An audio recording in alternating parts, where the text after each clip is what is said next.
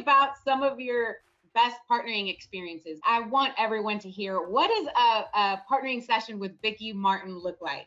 I try to get them really talking, and it doesn't matter if their blood is boiling. Sometimes that ends up being one of the best partnering sessions because they get it out and they have a safe place to scream and yell at each other and move on. But I try very hard to never let the conversation end at that high point, to really work through the issue and to know that we're coming back tomorrow and we're going to start again. And so how do we resolve? And how do we always come up with an action plan to be able to move on?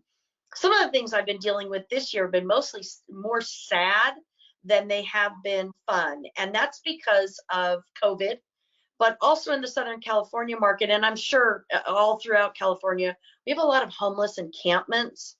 And so it's been affecting our projects significantly. Also some traffic safety.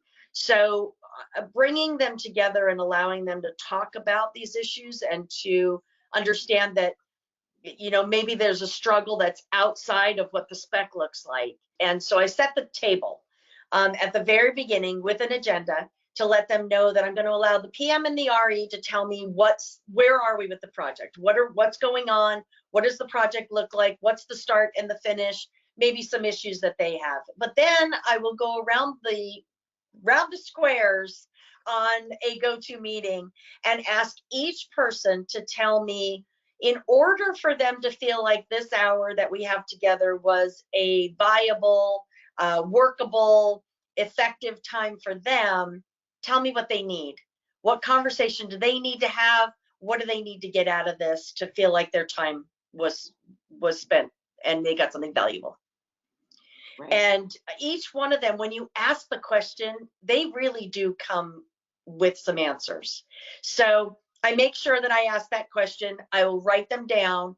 I'll run around the room without creating a conversation around that issue, but just to gather all of the issues.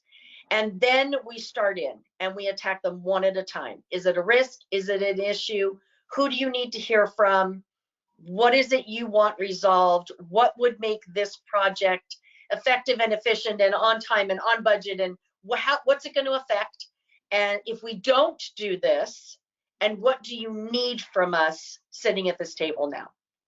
And once we've done that and we've gone around the room, then we can come back at the end of the conversation and ask the question, did you get what you needed? So they feel very empowered.